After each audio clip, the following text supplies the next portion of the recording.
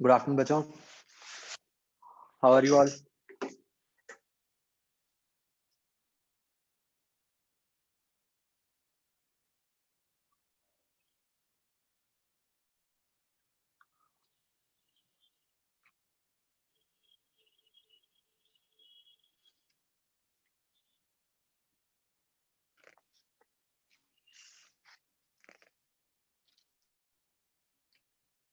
मैं देखता रहता हूँ बच्चों आपके स्कोर्स. आप में से कुछ लोग तो बहुत अच्छा कर रहे हो. Keep it up.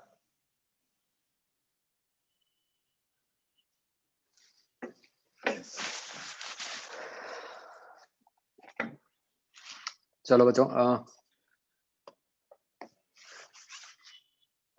शुरू करते हैं फटाफट. मुझे पता नहीं कितने डिस्कशन बड़ी है. कौन सा चैप्टर करना है बच्चों अपने को?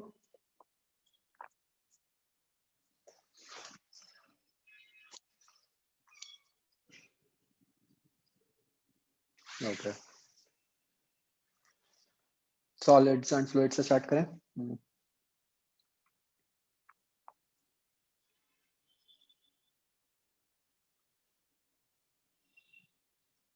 हाँ जी बच्चों, इसमें बताओ डाउट्स.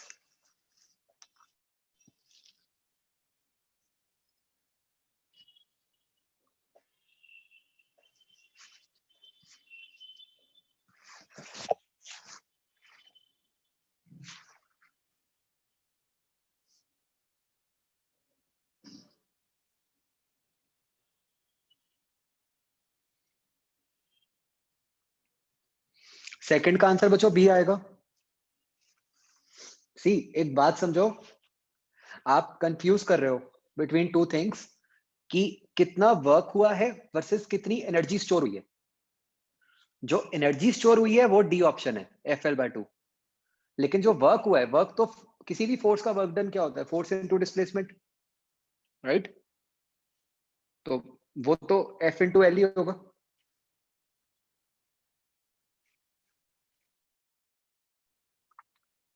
आगे बच्चों.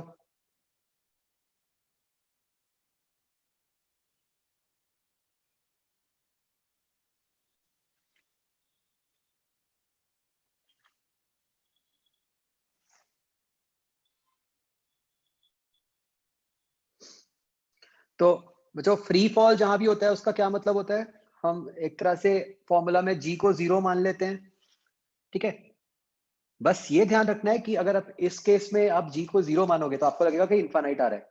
बट कैपिलरी के केस में क्या होता है भाई? मैक्सिमम कितना हो सकता है कि वो ऊपर तक पहुंच जाए, टॉप तक. ठीक है, तो इसलिए आंसर इसका 20 सेंटीमीटर हो जाएगा. ठीक है, इन्फिनिटी तो हो नहीं सकता भाई. मैक्सिमम उतना ही होगा जितनी ट्यूब की लेंथ है. इसलिए आंसर 20 हो गया. आगे.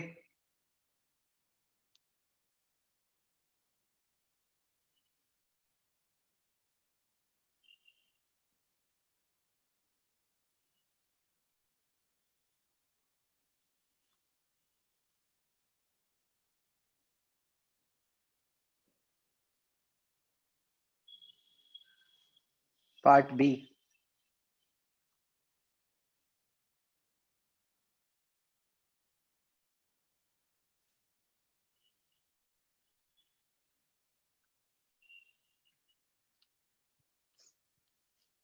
थर्टींथ क्वेश्चन बच्चों बहुत ही इंपॉर्टेंट क्वेश्चन है. आ, देखो, आपको कुछ इंफॉर्मेशन दी हुई है. सी, इसमें आपको क्या समझना है?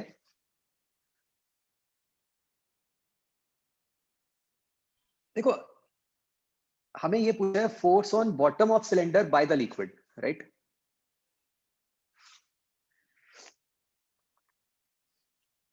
तो अब हमें क्या समझना है बच्चों कि देखो, ये जो सिलेंडर है,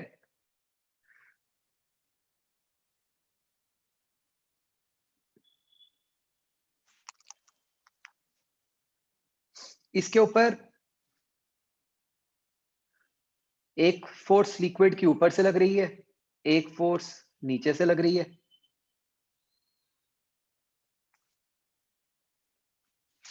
ठीक है, ऊपर से F1 है, नीचे से ये स्क्रीन लैग है ना? एक मिनट।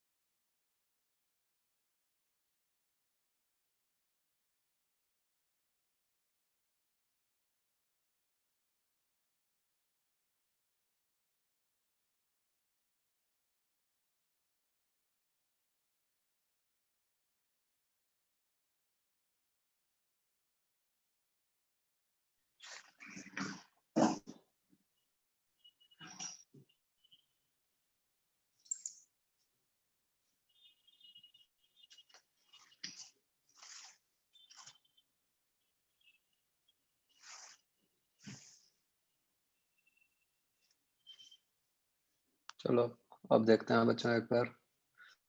एक्चुअली ना मैं क्लास iQuest से ले रहा हूँ। अभी यहाँ का मुझे पता नहीं है कि कहाँ पे सिग्नल कितना अच्छा है वाईफाई का।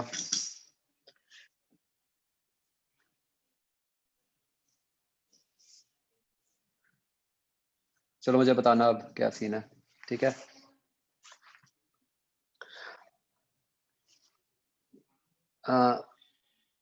तो देखो बच्चों, सिलेंडर पे लिक्विड एक नीचे से फोर्स लग रही है F1 और उस पे एक ऊपर से फोर्स लग रही है F2, राइट? हमें F1 निकालना है। क्या हमें F2 की वैल्यू पता है बच्चों?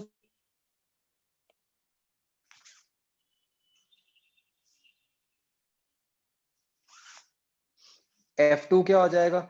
F2 तो सीधा सीधा जो वहां पे प्रेशर है रो जी एच इंटू एरिया हो जाएगा,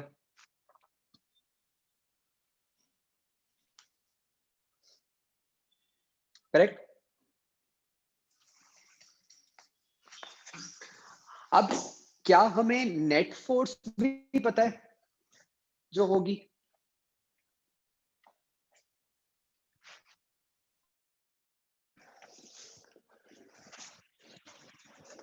हाँ, नेट फोर्स जो होगी वो बुoyant फोर्स ही होगी, राइट? हमें उसकी वैल्यू भी पता है।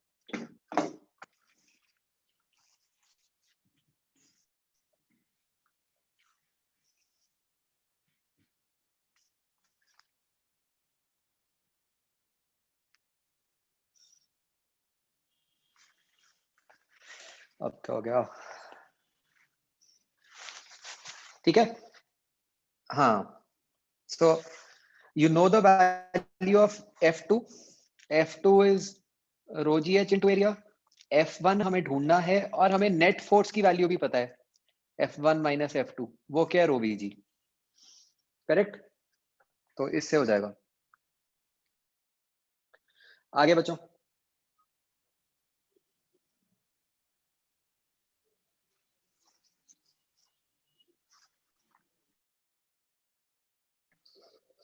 Fifteenth question.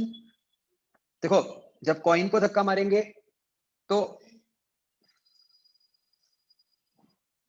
जो वुड का पीस है वो तो पक्का बाहर को आएगा, राइट? तो एल तो बढ़ेगा ही बढ़ेगा, ठीक है? अब एच को क्या होगा?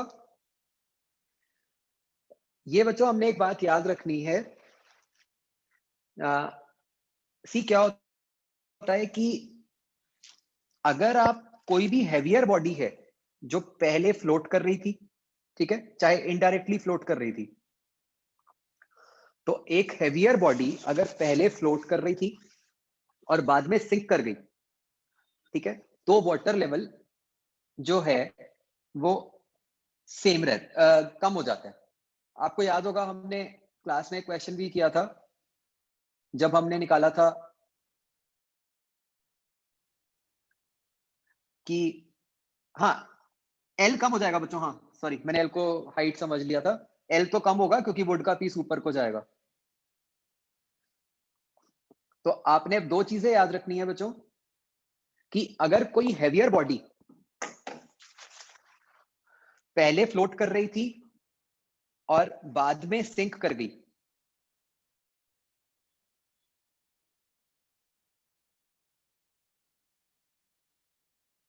ठीक है, पहले फ्लोट कर रही थी बाद में सिंक करती है, तो जो लेवल है वो फॉल करता है, वाटर लेवल। और अगर इक्वल या लाइटर बॉडी के साथ ऐसा होता है तो वाटर लेवल जो है वो सेम रहता है। ये बच्चों एक इतनी सी बात याद ही रख लो, वेरी यूजफुल। तो आइस के केस में लेवल सेम क्यों रह रहा है? क्योंकि आइस ये सेकंड कैटेगरी में आ गई, इक्वल या लाइटर वाले में, राइट? आगे बताओ।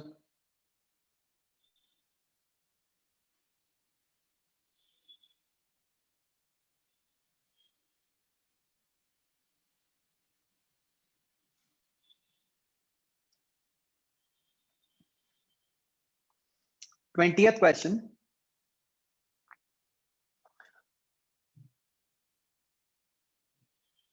देखो बच्चों, अगर हम लिक्विड के हाफ पार्ट की बात करें इस तरह से,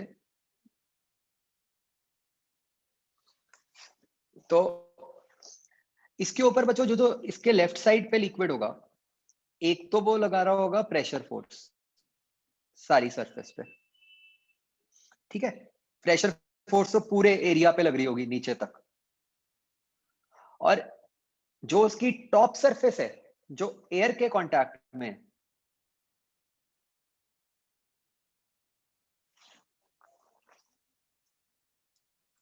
उसके ऊपर लग रही होगी सरफेस टेंशन, क्योंकि सरफेस टेंशन तो वहीं पे ही लगती है जहां पे एयर के कांटेक्ट में होते हैं, राइट?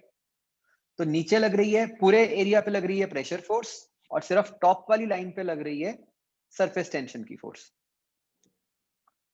ठीक है जी? तो अब प्रेशर फोर्स कितनी होती है बच्चों? प्रेशर फोर्स होती है, जैसे अगर एक बड़े एरिया पे निकालनी हो, वो होती है pressure at mid point into area, ठीक है? तो वो क्या बन गया, P not plus row ji H by two, समझ आया, मिड पॉइंट ले लिया मैंने, इनटू इसका एरिया क्या बना, वो जो रेक्टेंगल बन रहा है 2RH। ठीक है जी। और सरफेस टेंशन की फोर्स कितनी लेंथ पे लग रही है, आप देखो 2R लेंथ पे, तो उसके ऊपर वो जो फोर्स की वैल्यू हो गई वो क्या हो गई,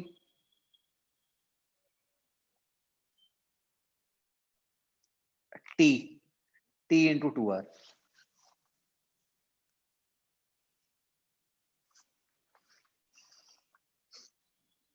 एरिया तो आप ये पूरा रेक्टेंगल लोगे ना जिसके ऊपर फोर्स लग रही है। आगे बचो।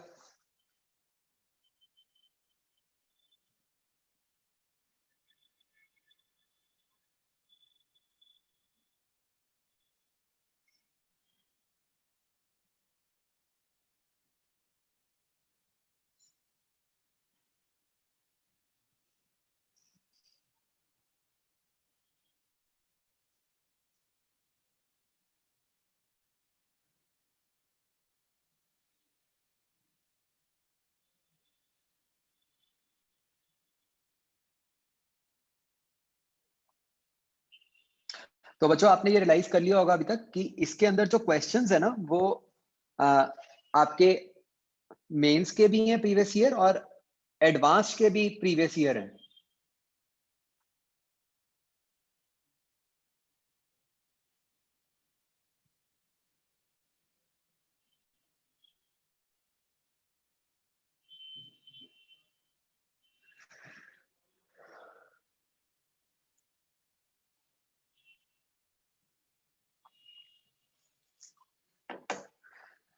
इस चैप्टर के पर्टिकुलरली शीट 3 वाले क्वेश्चंस बहुत मुश्किल है।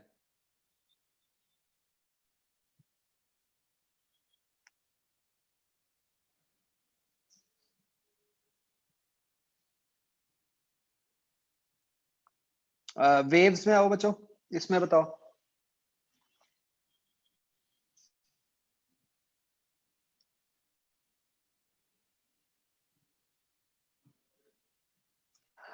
बच्चों ये वाला पर्टिकुलर केस याद रखना है कि जब ऐसे सोर्सेस आपके मतलब एपी में होते हैं ना, तो जो बीट्स होती हैं that is equal to common difference.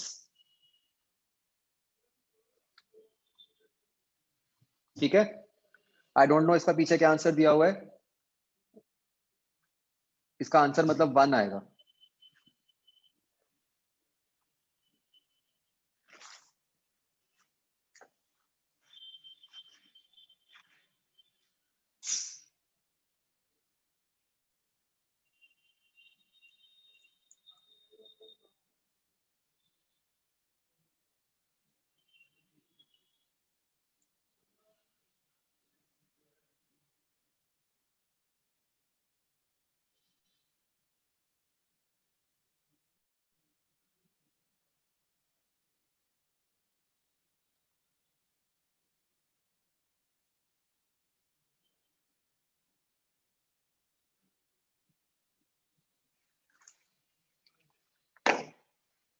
आगे।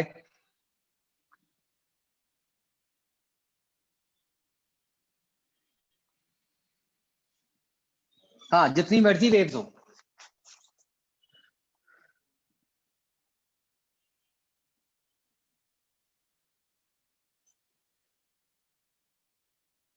एक्चुअली तो बच्चों क्वेश्चन ही थोड़ा गलत है, इसमें होता क्या है ना, जब आप ऐसे मल्टीपल कर देते हो तो मतलब अगर मैं इसको बिल्कुल स्ट्रिक्ट सेंस में बात करूं, बीट्स का मतलब क्या होता है कि लार्ज एम्पलीट्यूड वाली साउंड सुनाई देना, है ना।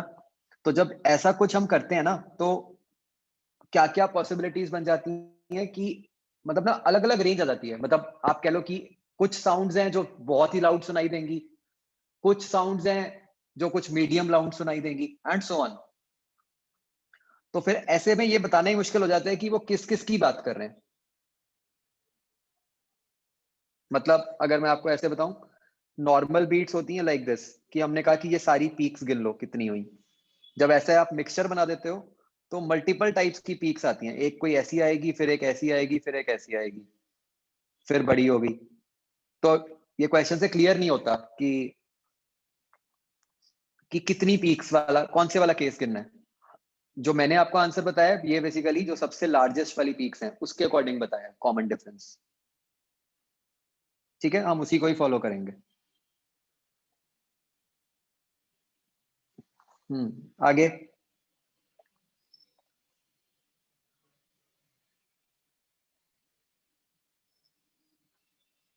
पार्ट बी का 3, इसका एम्पलीट्यूड 4√2।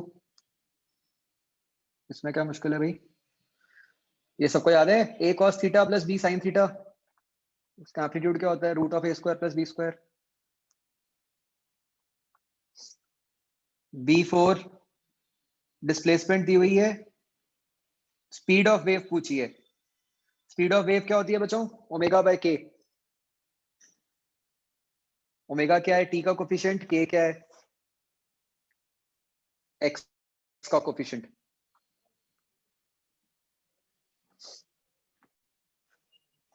आगे।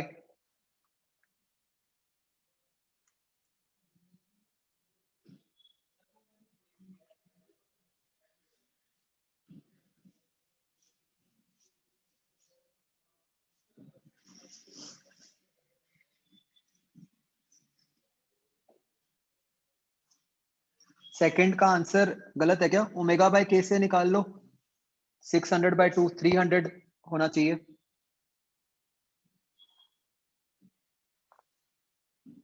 ठीक कर लो।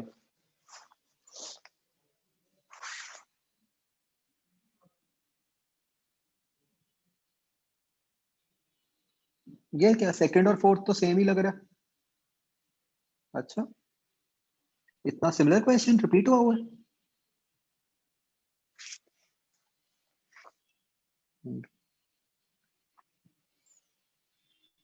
आगे बच्चों, 8th क्वेश्चन में अगेन आप पहले वेव स्पीड निकालोगे ओमेगा बाय के से, और वो होती क्या है स्ट्रिंग के अंदर, √T/μ।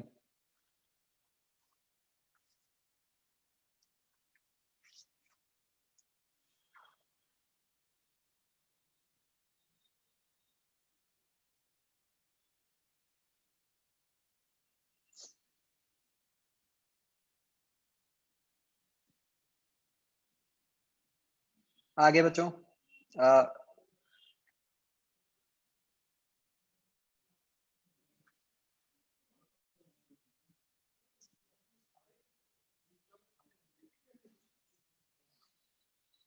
B4 वेव मोशन बच्चों कैसे पता चलता है, ये इंपॉर्टेंट क्वेश्चन है।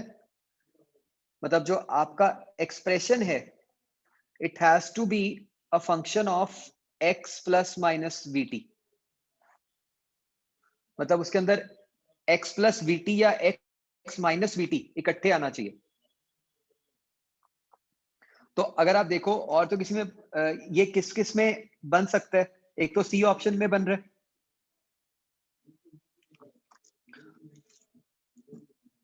ना, बस सी में ही बन रहा है रादर, और तो किसी में भी नहीं बन रहा। नहीं, सी में बन रहा है और ए में भी बन जाएगा। ए के ऊपर आप जब वो फॉर्मूला लगाओगे तो उसमें भी बन जाएगा ना, तो इसलिए इसका आंसर ए और सी बन जाएगा। हाँ, लेकिन बच्चों एक बात का ध्यान रखना है, मुझे सोच के बताओ, अगर क्वेश्चन में लिखा होता ट्रैवलिंग वेव, फिर क्या आंसर होता।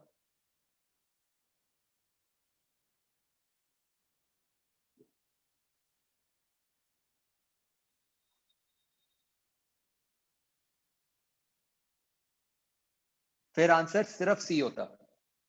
वेरी इंपॉर्टेंट, प्लीज ध्यान रखना है, क्योंकि ए किसको रिप्रेजेंट कर रहा है,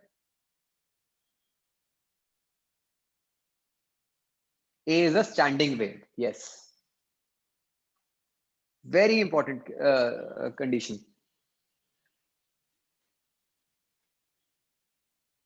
हमने पढ़ा हुआ है ना, स्टैंडिंग वेव की जनरल इक्वेशन क्या होती है, इसी टाइप की होती है कि एक में के एक्स की टर्म आ जाए, एक में ओमेगा टी की टर्म आ जाए। तो आपने ना क्वेश्चन को ध्यान से पढ़ना है कि पूछा क्या है, कि सिर्फ वेव लिखा है या ट्रैवलिंग वेव लिखा है। ट्रैवलिंग वेव के लिए ए और सी दोनों हैं, सॉरी, सिर्फ वेव के लिए ए और सी दोनों हैं, ट्रैवलिंग वेव के लिए सिर्फ सी है।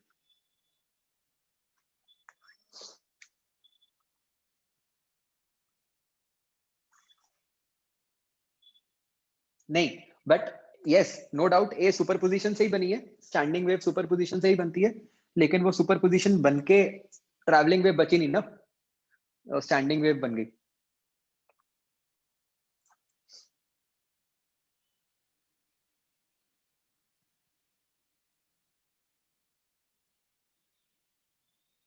हाँ, वो तो कांस्टेंट ही आएगा तनिष, तो उससे कोई फर्क नहीं पड़ता।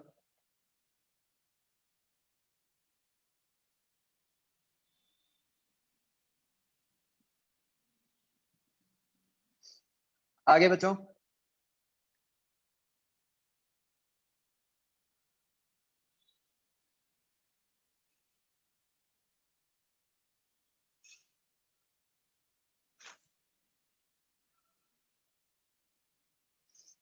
7th क्वेश्चन में आपको क्या करना है, इस पे वो वाला फॉर्मूला लगा के 2 sin a cos b, वो फॉर्मूला लगा के, वो 2 बार लगेगा फॉर्मूला। बेसिकली आपको ये देखना है कि ये बच्चों सिंपल मैथ्स का क्वेश्चन है, कि मैं अगर आपको कहूं कि ये एक्सप्रेशन को आप कितने सिंगल साइन या कॉस की टर्म्स में बना सकते हो।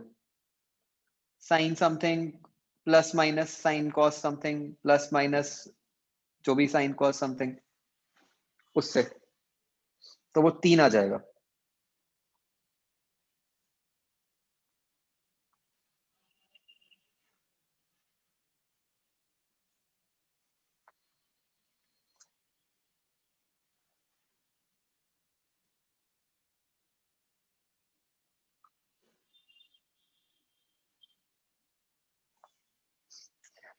8th क्वेश्चन में देखो बच्चों, आपको क्या ध्यान रखना है, बेसिकली टेंशन वेव स्पीड में फर्क पड़ेगा। वेव स्पीड क्या होती है, root T by mu. First case में तो ये सीधा ही लटक रहा है, तो ये टेंशन रो जी हो गई।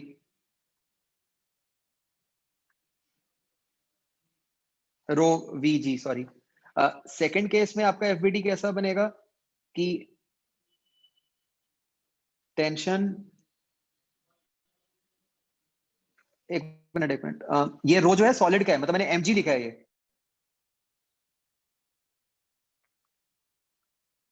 और इस केस में अब उस पर एक बॉइंट फोर्स भी लगेगी, वो कितनी हो गई, 1 v/2 × g, क्योंकि आधा वॉल्यूम सबमर्ज्ड है। तो इस केस में आप ये नई टेंशन निकाल लोगे फोर्सेस बैलेंस करके, फिर उसको स्पीड ऑफ वेव वाले फॉर्मूला में पुट कर दोगे।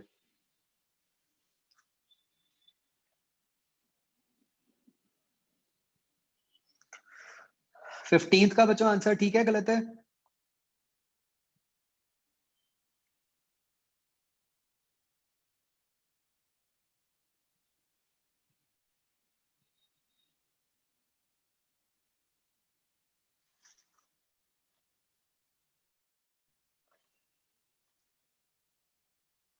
ठीक है, वो कहीं आपने जो गलती की होगी ना, वो ये होगी कि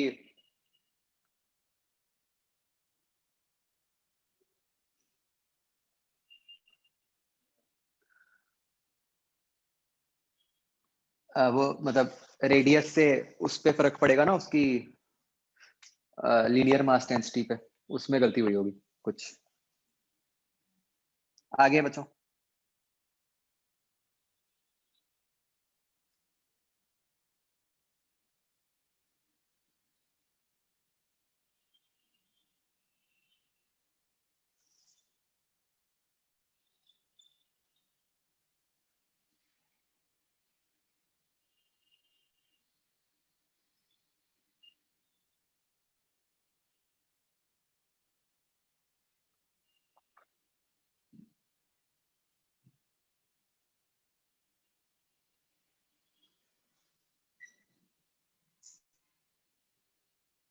13th क्वेश्चन देखो, आपको टेंशन दी हुई है, मास दिया हुआ है, मतलब लेंथ दी हुई है, मास दिया हुआ है, टेंशन दी हुई है, तो उससे आपके पास वेव स्पीड निकल आई।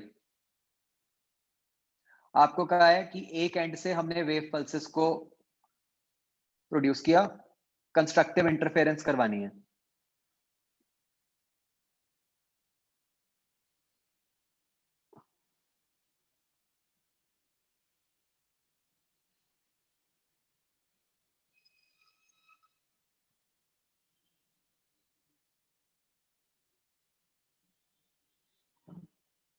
तो आपको कहा है constructive interference between successive pulses.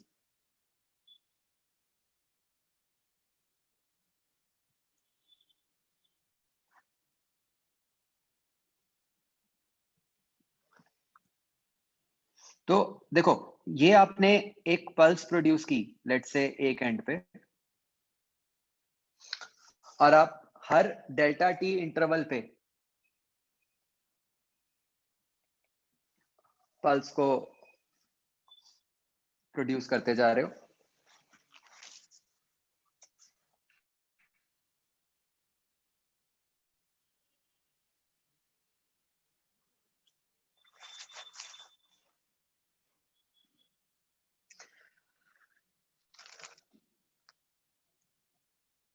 तो बच्चों देखो होगा क्या, सी, मान लो आपने इस पोजीशन से पल्स क्रिएट करनी शुरू की।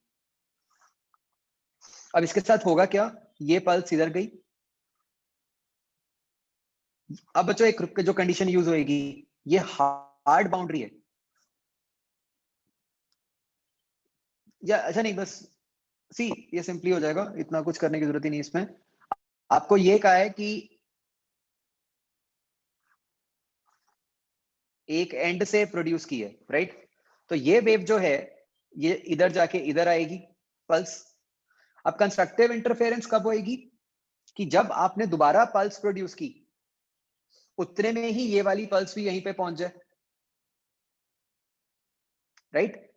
इन अदर वर्ड्स, जो आपका डेल्टा टी है वो कितना होना चाहिए, उतना, उसने कितना टाइम, पल्स ने कितना ट्रेवल किया होना चाहिए डेल्टा टी टाइम में,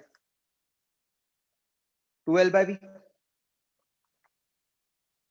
तभी ऐसा होगा ना कि जब आपने नई पल्स प्रोड्यूस की, तब पुरानी पल्स भी पहुंच गई, तो वो दोनों मिलके उनका कंस्ट्रक्टिव इंटरफेरेंस हो जाएगा।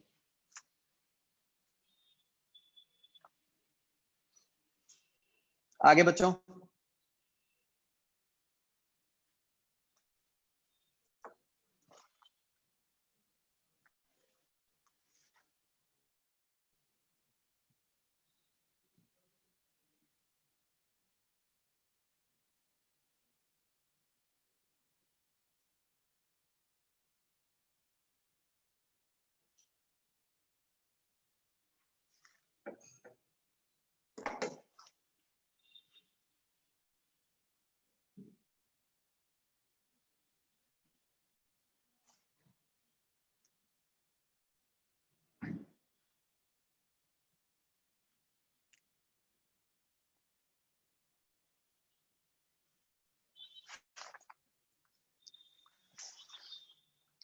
25th question, an open pipe is in resonance in second harmonic with frequency f1। अब फ्रीक्वेंसी बढ़ा दी कि, और हम कह रहे हैं रेजोनेंस nth हार्मोनिक में आ रहा है, तो ऑप्शन बतानी है। देखो जो ये आपका ऑप्शन से ही आपको निकालना है। F1 क्या हुआ आपका, अभी आपको कहा है कि ओपन पाइप है, सेकेंड हार्मोनिक है, तो F1 तो हो गया आपका 2V/2L।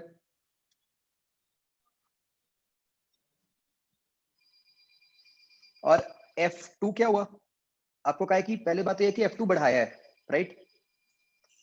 तो मतलब इससे क्या पता चल रहा है बच्चों आपको, ए और सी ऑप्शन, ए और डी ऑप्शन तो आपकी वैसे एलिमिनेट हो गई है ना, क्योंकि F2 इंक्रीज कर रहे हो आप, F2 बढ़ा के आया है, तो F2 F1 से तो बड़ा है ना।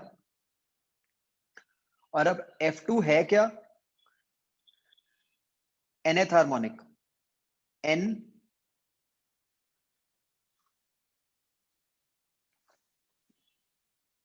V/4L, ये होता है ना बच्चों। क्लोज पाइप में nth हार्मोनिक क्या होगा, NV/4L होगा ना। ना 2n+1 नहीं होगा। 2n+1 में n क्या होता है? वो तो मोड होता है। आपको तो हार्मोनिक ही n का हुआ है ना।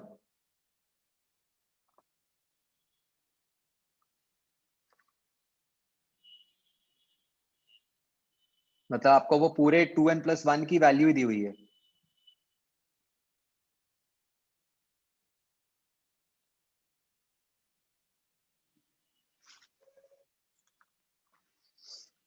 तो ये हो रहा है n/4 इंटू v/l।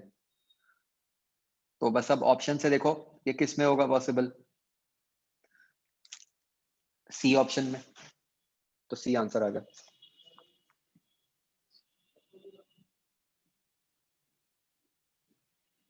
डन बच्चों।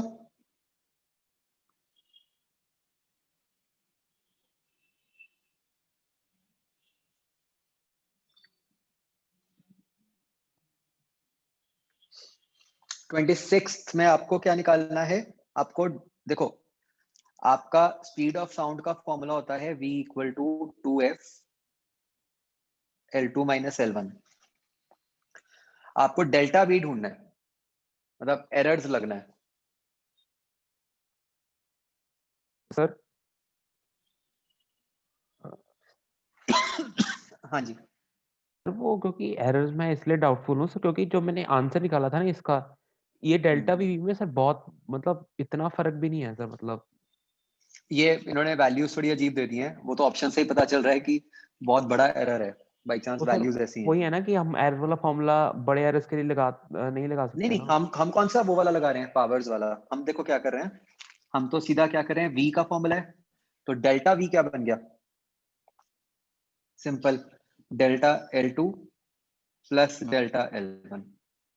हम जो नहीं लगा सकते वो तो वो वाला फॉर्मूला है जिसमें हम पावर्स लेते हैं, अच्छा, ओके है सर। ना।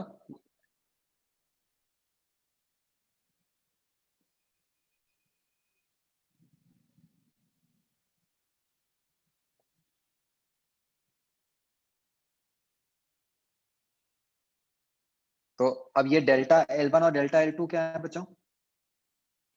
ये हमें कैसे पता चल रहा है क्वेश्चन से कि वो 0.1 है? क्योंकि जो आपका आंसर है वो 1 डेसिमल प्लेस तक दिया हुआ है, इसका मतलब जो एरर होगा वो 0.1 का ही होगा।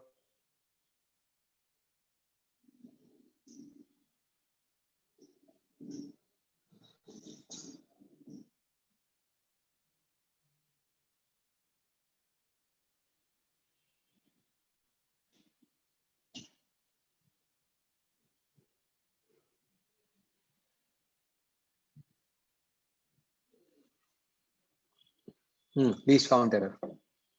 डन बच्चों।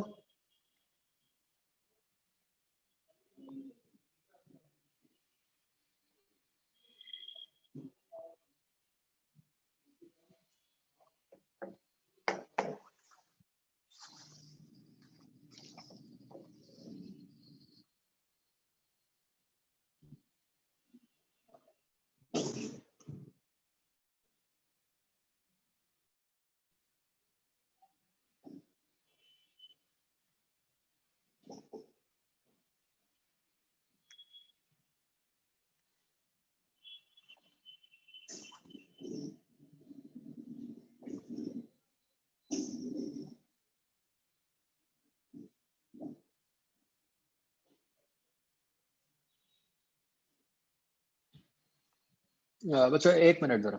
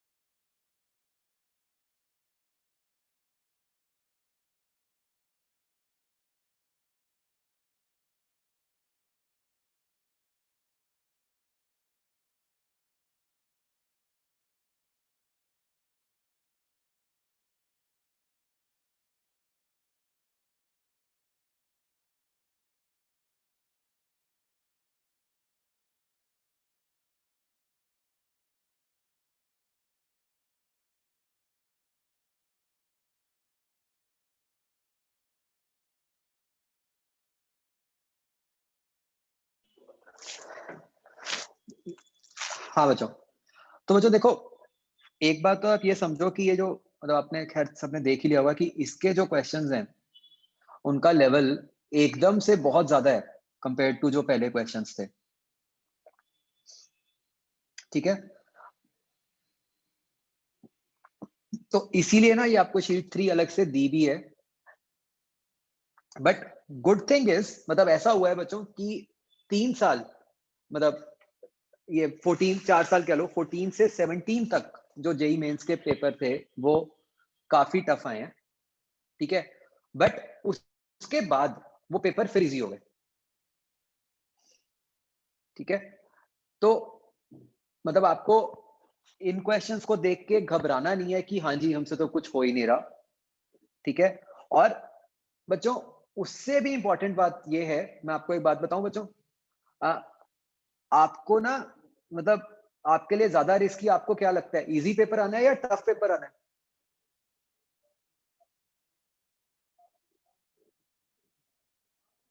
इजी पेपर आना ज्यादा रिस्की होता है।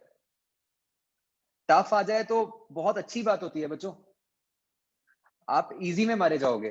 क्यों? क्योंकि इजी में बहुत लोग स्कोर कर जाते हैं। भाई मान लो फिजिक्स के 25 क्वेश्चन है, पेपर आसान आ गया, तो ऐसा हो जाएगा कि 25 में से 20 तो सारे ही कराएंगे, तो वो जो मार्जिन फॉर एरर है वो बहुत थोड़ा सा रह जाता है। तो किसी एक आधे क्वेश्चन में भी आपने सिली मिस्टेक की तो आप गए, आपकी रैंक हजारों में पीछे जाती है। वेराज टफ में तो ऐसा होता है कि टफ में बहुत लोग उड़ जाते हैं, मतलब लोगों से हैंडल ही नहीं होता टफ। आपकी तो तैयारी उस हिसाब से बहुत अच्छी है, तो मतलब you should pray for a tough paper rather than a easy paper. तो डोंट वरी अबाउट दिस, ये बिल्कुल मत सोचो कि यार ये क्वेश्चंस तो हमसे हो नहीं रहे, वो किसी से नहीं होते। ठीक है,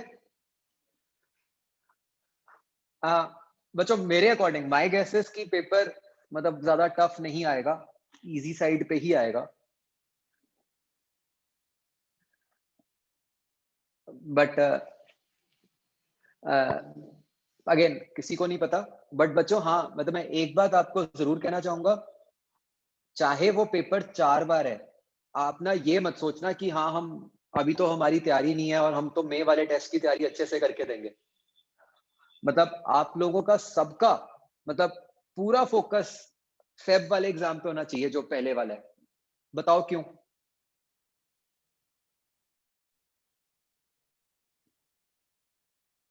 उसमें सिंपल लॉजिक है, लेस स्टूडेंट्स होंगे। और मतलब मैं आपको बताऊं कि जिसमें मतलब जिस मंथ में बोर्ड एग्जाम्स हुए ना आपके, वो भी होपफुली आज डेट आनी है, तो मतलब लेटेस्ट से कि बोर्ड एग्जाम्स अगर अप्रैल में है तो वो तो पक्का ही देना है आपने पेपर।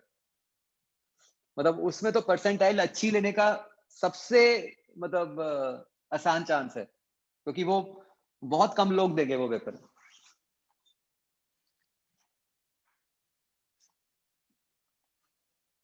यस, मतलब जब बोर्ड्स होंगे तो ऑब्वियसली बहुत लोग बोर्ड्स की टेंशन में वो पेपर देंगे ही नहीं, राइट? तो बट आप पक्का दो।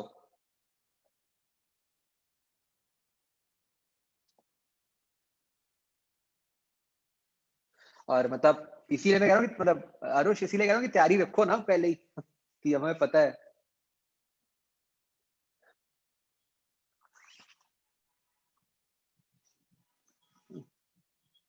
चलो इसमें बताओ बच्चों, बच्चों जो बिल्कुल टफ होंगे ना मैं आपको बता दूंगा। ठीक है, कि उसमें से काम की चीज क्या है, क्योंकि देखो जो बहुत टफ होता है क्वेश्चन वो एनीवेज पेपर में अटेम्प्ट नहीं होता।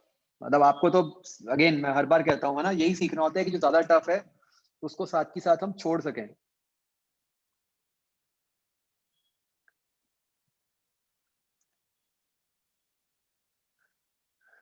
थर्ड क्वेश्चन, ये इंपॉर्टेंट है बच्चों, ये आपको आना चाहिए। देखो, steel ruptures when a shear of this much is applied।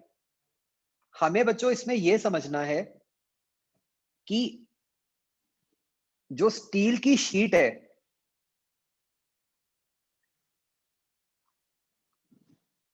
ऐसे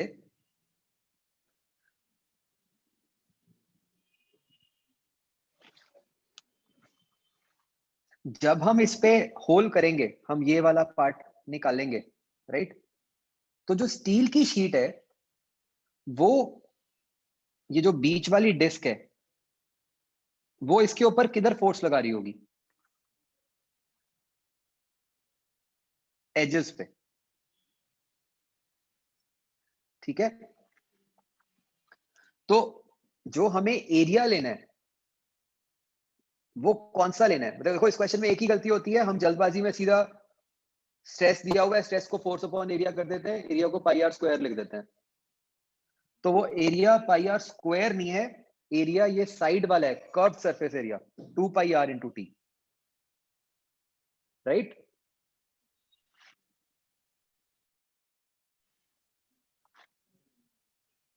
तो ये इंपॉर्टेंट है क्वेश्चन।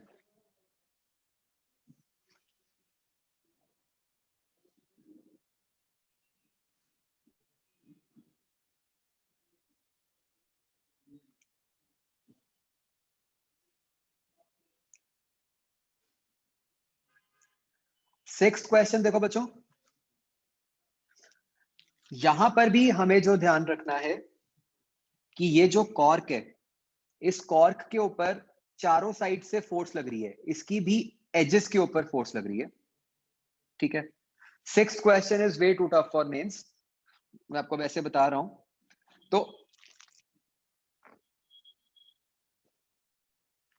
तो ये जो कॉर्क है, राइट साइड वाला फिगर देखो बच्चों, इसके एजेस के ऊपर फ्रिक्शन फोर्स लगेगी, हम इसको अंदर को धक्का मार रहे होंगे, और इस पे जो फ्रिक्शन फोर्स है वो ऊपर की तरफ लग रही होगी।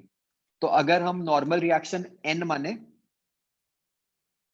तो फ्रिक्शन फोर्स हो गई म्यू इंटू एन। मैंने इसी कॉर्क का बच्चों टॉप व्यू बनाया नीचे, कि भाई उसके ऊपर ये नॉर्मल रिएक्शन चारों तरफ से लग रहे हैं, ठीक है जी? अब मतलब यहां से तो हमें बस ये पता चला कि फोर्स कर्व सरफेस एरिया पे लग रही है।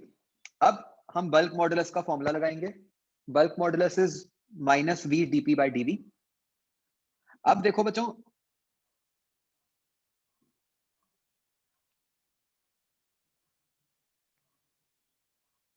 जो वॉल्यूम है, ठीक है, वो क्या है इसका?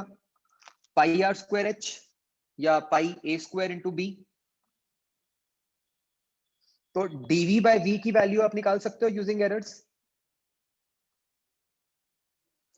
ये तो मैंने तो पूरा ऐसे सॉल्व किया, आप सीधा भी निकाल सकते थे कि v is proportional to a square, radius square.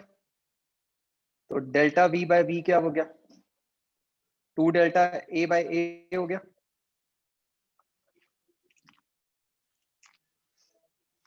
ठीक है जी? तो ये हम ऊपर सब्स्टिट्यूट कर देंगे बल्क मॉडुलस वाले फॉर्मूला में। बचा क्या? Delta P. अब डेल्टा पी क्या होगा? Force upon area. अब बस यहां ये ध्यान रखना है कि फोर्स कौन सी है? Normal reaction. और वो कौन से एरिया पे लग रही है? कर्व सरफेस एरिया पे। तो वो बन गया 2 पाई ए इंटू बी।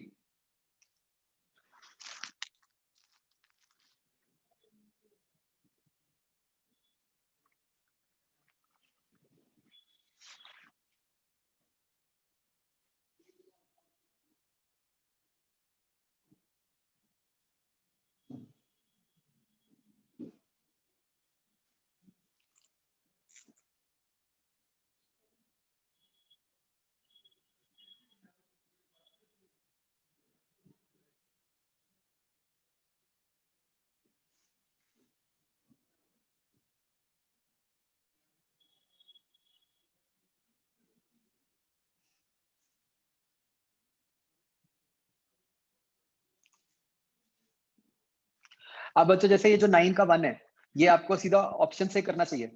कैसे? मान लो बच्चों D2 0, तो अल्फा क्या होगा?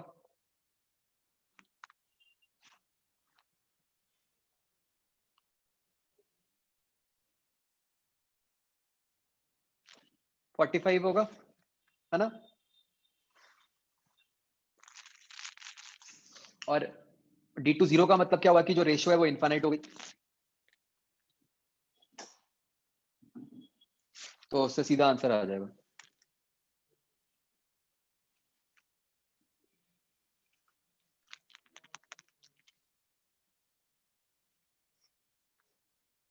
आगे बचाओ।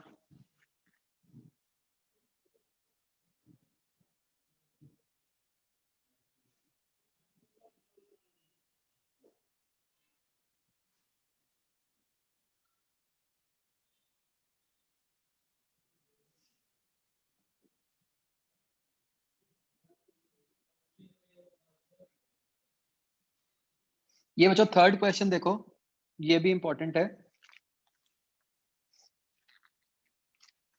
इसमें हमने क्या करना है बच्चों कि ये जो बबल है, अगर हम इसका एफबीडी बनाएं तो इस बबल के ऊपर एक तो लिक्विड की बॉइंट फोर्स लग रही होगी, जो कि हो गई ऊपर की तरफ rho water into 4/3 pi r cube. ठीक है। दूसरा बच्चों, इसके ऊपर बॉटम से सरफेस टेंशन की फोर्स लग रही होगी। ठीक है, ये जो मैंने राइट साइड पे रेड कलर में दिखाई है, तो इसकी पूरी बाउंड्री पे, मतलब अगर मैं इसको और क्लियर फिगर में दिखाऊं,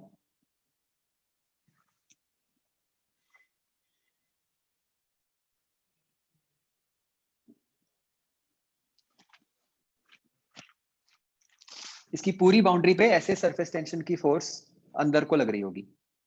तो अब हमें चाहिए इसका वर्टिकल कंपोनेंट।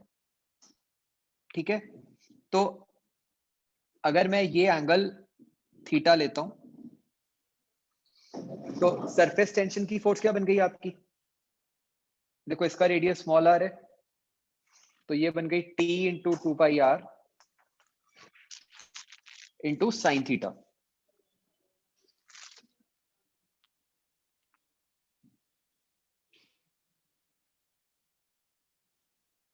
ठीक है, और अब आप इस फिगर से निकाल सकते हो कि जो साइन थीटा है आपका बच्चों, वो आपका small r by capital R आ जाएगा। तो फिर ये नीचे और ऊपर वाली फोर्सेस को इक्वेट कर देंगे हम।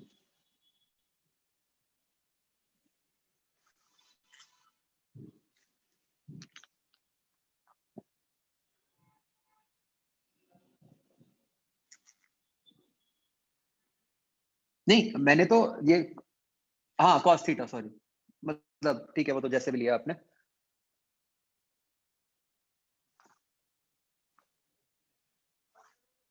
मतलब अगर मैंने साइन थीटा लिखा है तो मतलब मैंने ये एंगल माना है अंदर वाला, तो ये वाले साइन थीटा की वैल्यू आर बाय आर आ जाएगी।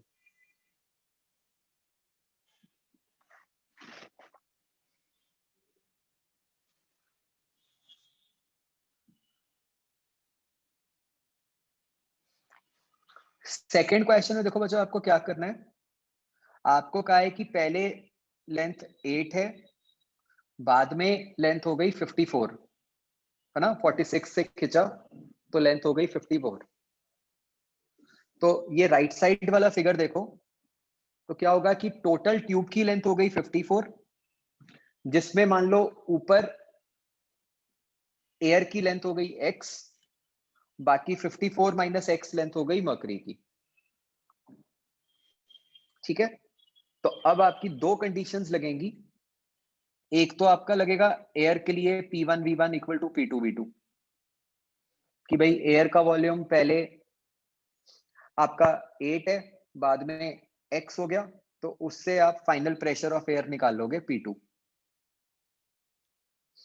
दूसरा आपकी इक्वेशन लगेगी प्रेशर की, कि P2 प्लस मर्करी की लेंथ कितनी है 54 minus x into rho mercury into g should be equal to atmospheric pressure, मतलब कि रो जी 76। तो इसको सॉल्व करके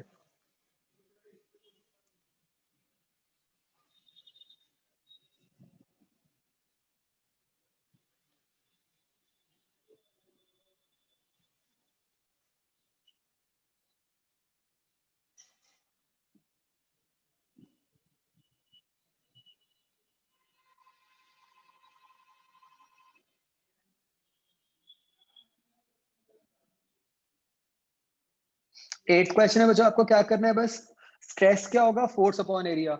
अब क्या है आपको कि डेंसिटी सेम है, तो बेसिकली आपको बस इसमें ये समझना है कि फोर्स क्या हो जाएगी, mg अपॉन एरिया, मास क्या हो गया, density into volume upon area. तो अब क्वेश्चन में क्या कहा है कि लीनियर डायमेंशंस 9 से बढ़ रही हैं, तो बेसिकली क्या होगा कि वॉल्यूम आपका चीज का क्यूब हो जाएगा, तो वॉल्यूम में 9 क्यूब आएगा, एरिया में 9 स्क्वायर आएगा, तो इसलिए सिर्फ 9 की टर्म आ जाएगी।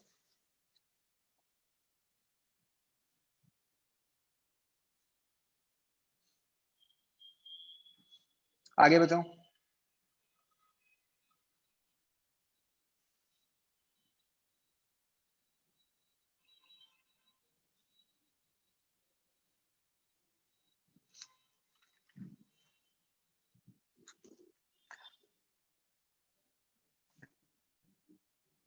ट्वेल्थ क्वेश्चन तो सीधा उससे हो जाएगा बस, जो अपना विस्कोसिटी वाला फॉर्मूला है, इसमें बस एक ही गलती कर सकते हो अगर आपका 12th नहीं हुआ,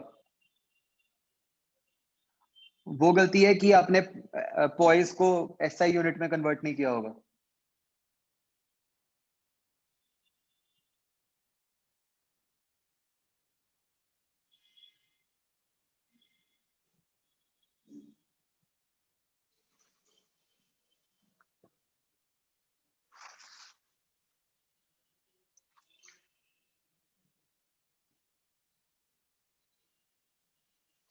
बच्चों 8th क्वेश्चन भी काफी लंबा है, मतलब इसमें क्या है कि मतलब आपको ये करना है कि ऐसे दो बबल्स कंबाइन होके तीसरा बबल बना देंगे, तो 1 2 और ये, तो इसमें अब आपको क्या है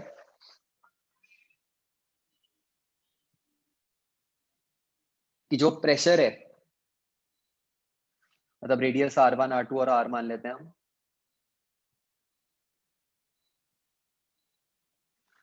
तो देखो V क्या है, सब्सिक्वेंट चेंज इन वॉल्यूम, तो आपका V बन गया 4/3 पाई R1 cube plus R2 cube minus R cube, समझ गए, final volume minus initial volume.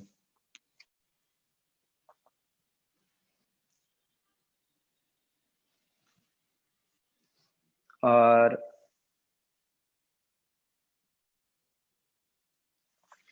Similarly आप S निकाल सकते हो कि 4 पाई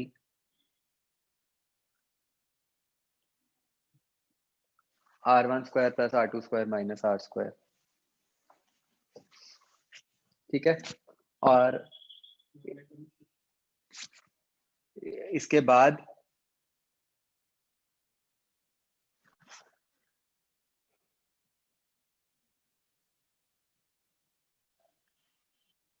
आप प्रेशर्स लिख सकते हो सबके अंदर कि मतलब वो P0 प्लस 2s/R वाले फॉर्मूला से, कि जो प्रेशर P1 है वो P0 प्लस 2s/R1 हो गया, सिमिलरली जो आखिरी वाले का है उसका P0 प्लस 2s/R हो गया।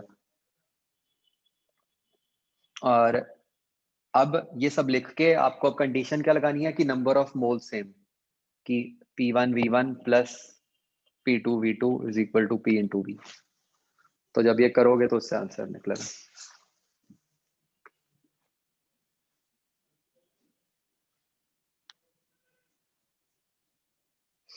आगे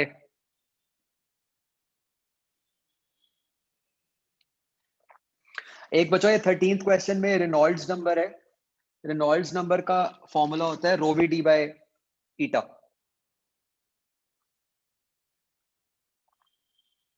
ठीक है। तो अब वेलोसिटी तो आपको सीधा दी नहीं हुई, बट आपको ये दे दिया, ये फॉर्मूला बच्चों नोट कर लो, ठीक है, बट आपको ये दे दिया 5 minutes to fill a 15 litre bucket, तब ये आपको इससे क्या निकल आएगा, वॉल्यूमेट्रिक फ्लो रेट। तो इसको प्रॉपर यूनिट्स में कन्वर्ट करके 15/5 जो है वो वॉल्यूमेट्रिक फ्लो रेट बन गया एरिया इंटू वेलोसिटी। एरिया आपको गिवन है, इससे V निकल आएगा, V को यहाँ सब्स्टिट्यूट करोगे, उससे रेनॉल्ड्स नंबर निकल आएगा।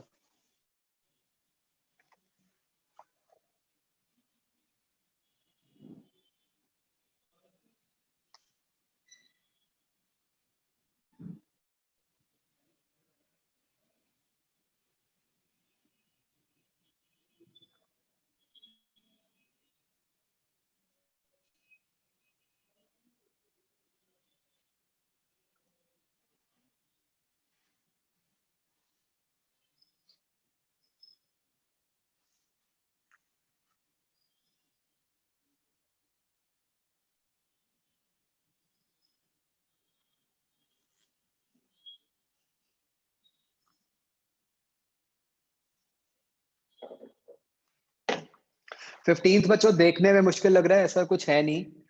आपको इस पॉइंट पे वेलोसिटी पता है, वो रूट 2gh से निकल आएगी।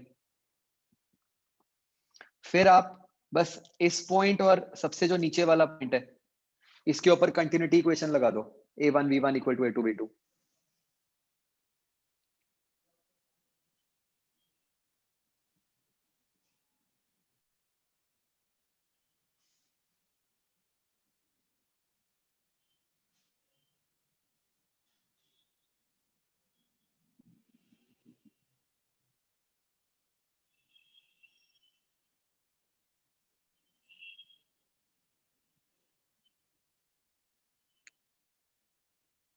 आगे बच्चों,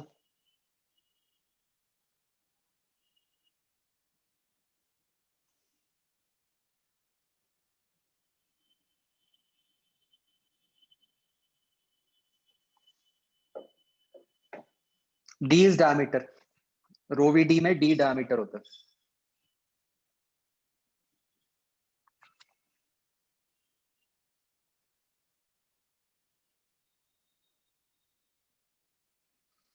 एक बच्चों ये तो 17th क्वेश्चन है, ये वैसे तो एक पॉइजलीज इक्वेशन होती है, उस पे बेस्ड है, मतलब ये है तो आउट ऑफ सिलेबस, बट अब आया ही है तो एक बार इसको नोट कर लो।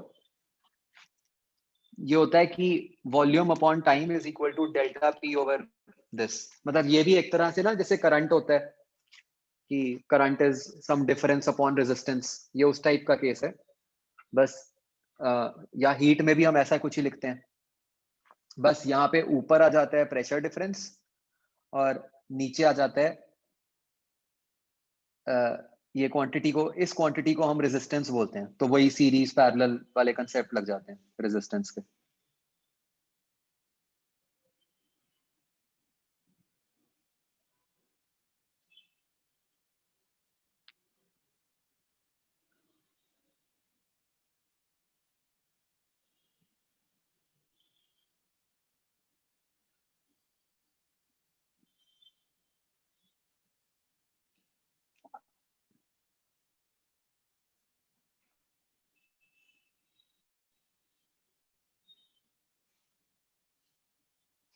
ये बच्चों जो क्वेश्चन नंबर 16 है, ये बच्चों एरर से ही करना है, और इसमें भी आप ये यूज करोगे कि जो एरर है ना, मतलब वो जैसे जब वैल्यूज दी हुई है कि 2 डेसिमल प्लेसेस तक हैं जैसे, तो भी एरर 0.01 है, उस तरह से।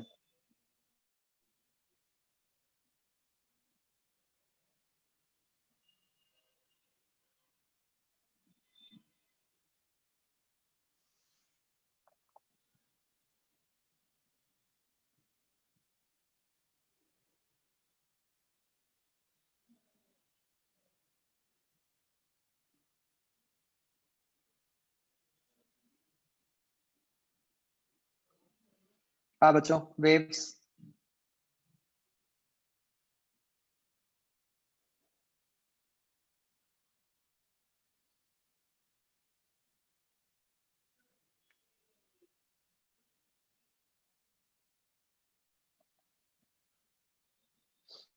ये जो 13th क्वेश्चन है, ये तो उस पे बेस्ड है, Doppler effect and light.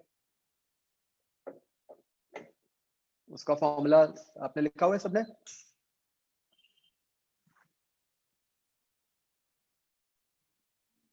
Delta F by F is equal to minus delta lambda by lambda is equal to V rel upon C. This is expression for, मतलब ये डॉपलर इफेक्ट एंड लाइट का formula है।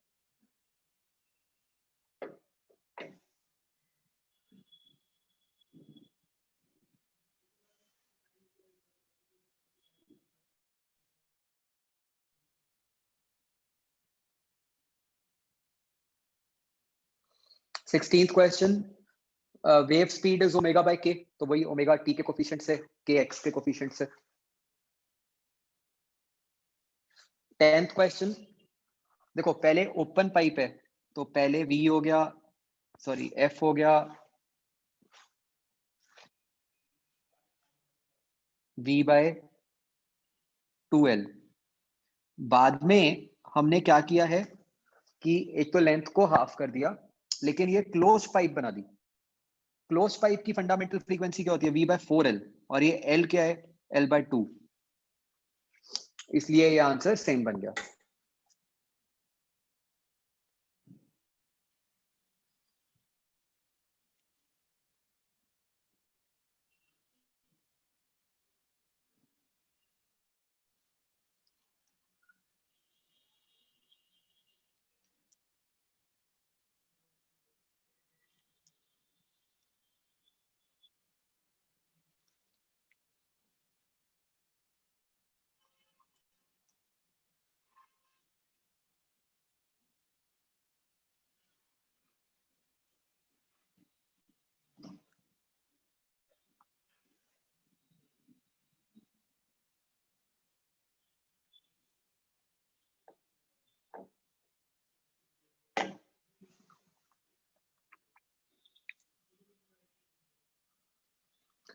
Fifteenth में क्या कर दिया कि पहले वाली सिचुएशन में दो स्प्रिंग्स पैरेलल में लगा दिए।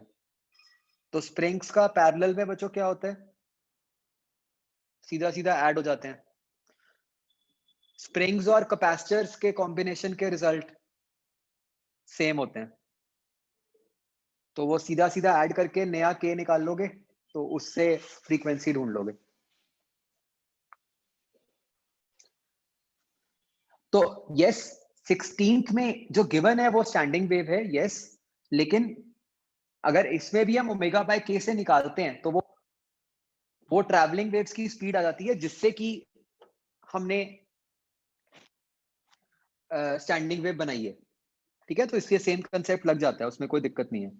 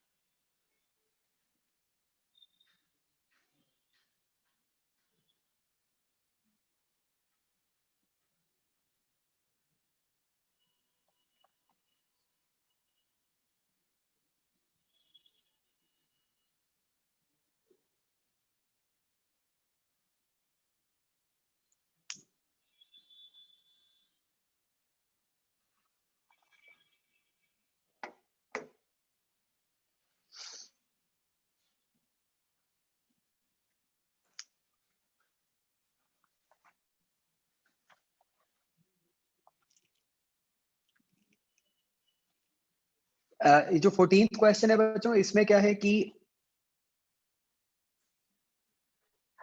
आपको ये कहा है कि जो जॉइंट है वो नोड है। ठीक है, तो ये आपको डेंसिटी बता दी, ρ1 ρ2। अब टेंशन तो दोनों वायर्स में सेम ही है, तो आप दोनों में सबसे पहले तो वेव स्पीड लिख सकते हो कि v1 is equal to root T upon mu. Mu क्या है? मास पर लेंथ।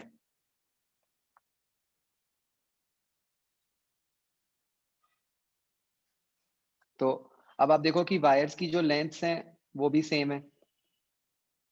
अब मास कैसे लिखेंगे? Density into volume. वॉल्यूम क्या बन गया? पाई r² h अपॉन लेंथ। तो यहां से आपके पास वेव स्पीड का रिलेशन निकल आएगा। ठीक है, दोनों का v1 v2। अब आपको कहा है कि पॉइंट ओ नोड है।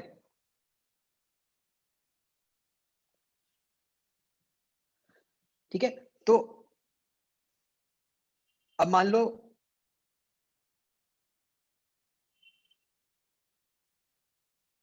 अब फ्रीक्वेंसी जो होगी वो तो सेम ही होगी दोनों में, क्योंकि एक ही वायर है, तो ये तो हो नहीं सकता कि दोनों अलग अलग फ्रीक्वेंसी से कर रही हो।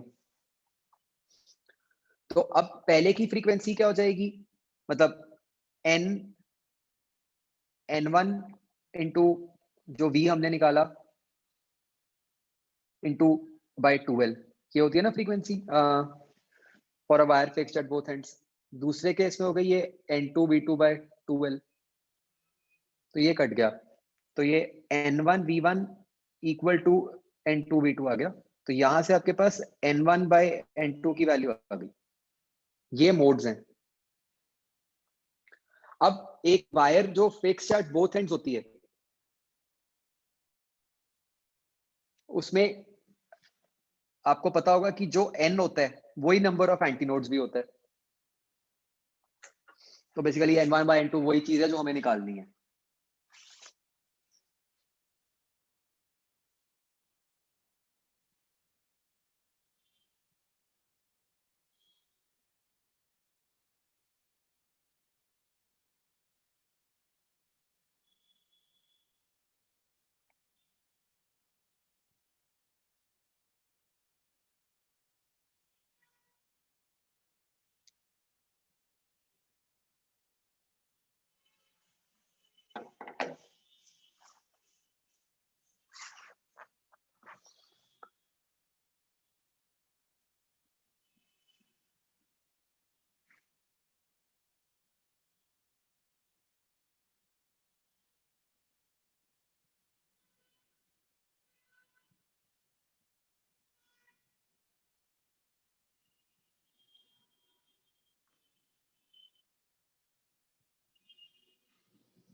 थर्टींथ में,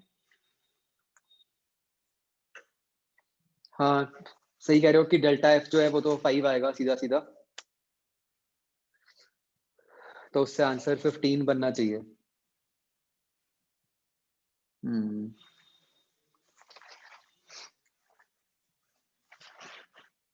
ये बच्चों कुछ कैंसिल वैंसिल हुआ होगा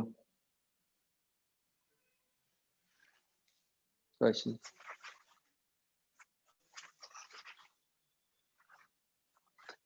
नहीं ये फिर 15 बन जाएगा ना, 4 आंसर मार्क कर सकते हैं हम।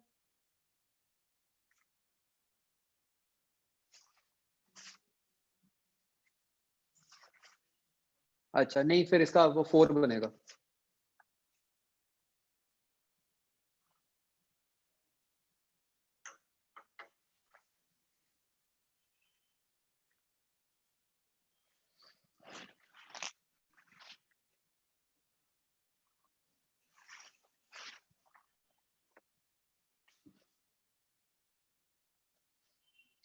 आगे बच्चों,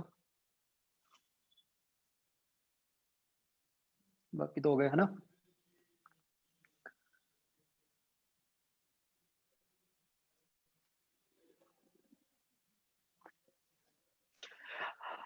अच्छा बच्चों, जैसे अब ना अपनी 11th की हो गई है पूरी तैयारी, मतलब पूरा सिलेबस हो गया राइट।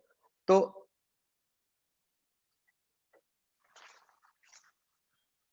मतलब जो जैसे आपने सारे जो प्रीवियस ईयर किए ना बच्चों, मतलब उसमें आप एक चीज का, जैसे आज ही हमने एक चैप्टर किया सॉलिड्स फ्लूइड्स, जिसमें हमने देखा कि टफ क्वेश्चंस है। तो मतलब आगे अब जब आपके फुल सिलेबस टेस्ट होंगे ना बच्चों, तो मतलब एक ये स्ट्रैटेजी सबने माइंड में रखनी है कि सॉलिड्स फ्लूइड्स एंड रोटेशनल, इन दोनों के क्वेश्चंस जनरली टफ आ जाते हैं। रोटेशनल में अगर तो कई बार बिल्कुल ही सीधा कुछ पूछ लिया मोमेंट ऑफ इनर्शिया टाइप्स, वो तो अलग बात है राइट।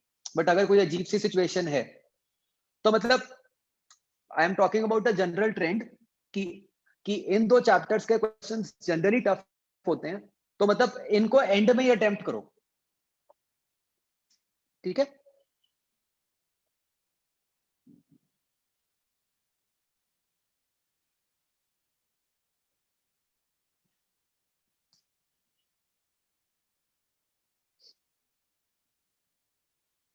अच्छा एक बच्चों, मैं ना नेक्स्ट वीक आपकी एक क्लास रखूंगा, जिसमें देखो नेक्स्ट वीक जो आपका प्लान है बच्चों, उसमें ईएम वेव्स है और सेमीकंडक्टर्स है राइट, दोनों ही छोटे छोटे से हैं। तो मैं ना आपकी एक क्लास रखूंगा, जैसे आपको पता ही है ना जो उन्होंने सिस्टम किया है कि चॉइस दी भी है लेकिन वो सेक्शन ए में नहीं है, चॉइस सेक्शन बी में है।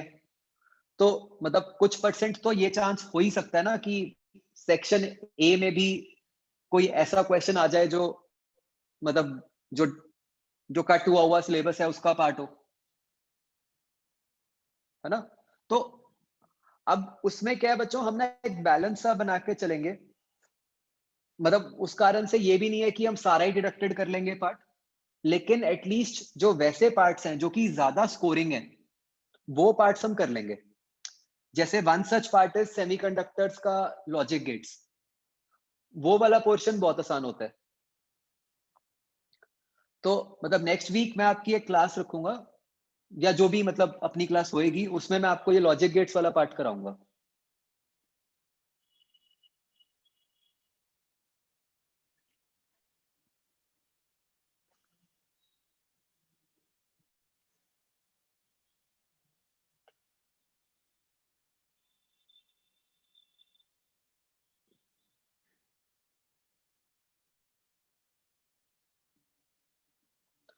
तो बच्चों देखो, आपके लिए ये बात बहुत अच्छी है ना कि जैसे अब ये भी जान के ऐसे रखा गया था आपका प्लान कि अब आपकी आगे सारी 12th है।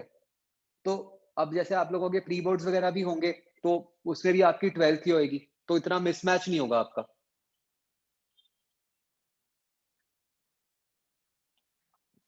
तो देखो अब वो थोड़ा तो मैनेज करना ही पड़ेगा साथ साथ में, है ना, उसका और कोई तरीका नहीं है। बट ये छोड़ मत देना 12th की रिवीजन। ऑलराइट, चलो ठीक है बच्चों।